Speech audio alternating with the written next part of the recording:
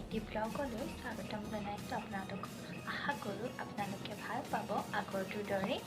আৰু এতিয়া বাজিছে 11টা বতৰটো ডাৱৰীয়া হৈ থকাৰ কাৰণে 6টামান বাজিছে নিচিনাই লাগিছে আৰু আহকচোন দিনটো কেনেকৈ পাৰ হয় তাকে দেখাব চেষ্টা কৰোঁ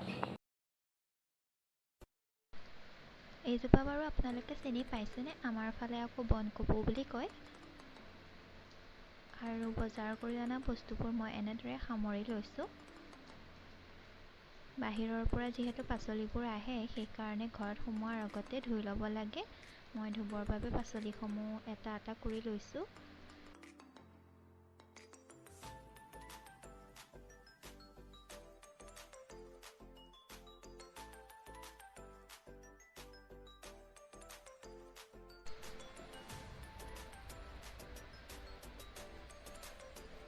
এতিয়া ধুই অনা ভেন্দিখিনি মই এটা পলিথিনত বান্ধি থ'ম আৰু পলিথিনত বান্ধি থ'লে ভেন্দিখিনি লেৰেলি নাযায় সতেজ হৈ থাকে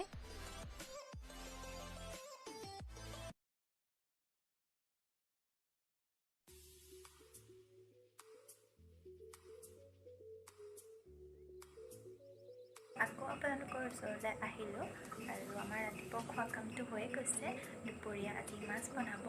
আৰু মাছ বহুত দিন খোৱাই হোৱা নাছিলে ডাঙৰ মাছ কৰোণাৰ কাৰণে মাছ অনাটো বন্ধ কৰিছিলে ঘৰলৈ আৰু বজাৰতো নোখোৱা হৈছিল মানুহবোৰ ইমান সতৰ্ক হৈছিল যে বজাৰৰ মাছটো নোখোৱা হৈছিলে আৰু এতিয়া অলপ চলপ অলপ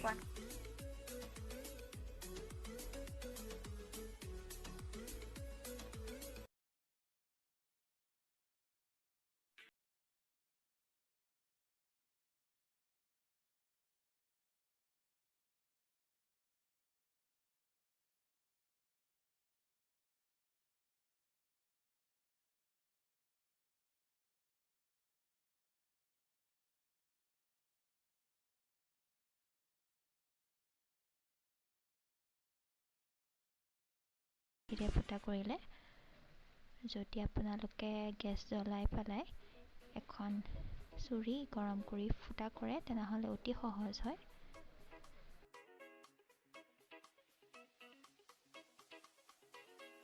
আৰু এতিয়া মই গোবৰ আৰু মাটি মিক্স কৰি থোৱা মাটিখিনি দি দিছোঁ এইটোত আৰু দুটা ফুটা কৰি লৈছোঁ ৰছী দুডাল বান্ধিবলৈ আৰু মোৰ ফুলৰ পুলিটো ইয়াত ৰুই দিছোঁ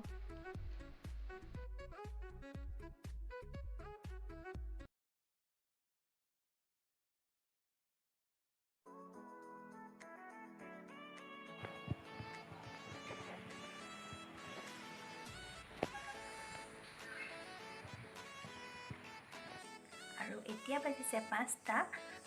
দিনত এনেদৰে কাম কৰি কটালোঁ আৰু এতিয়া সন্ধিয়াৰ চাহকাপ খায়ো হৈ গ'ল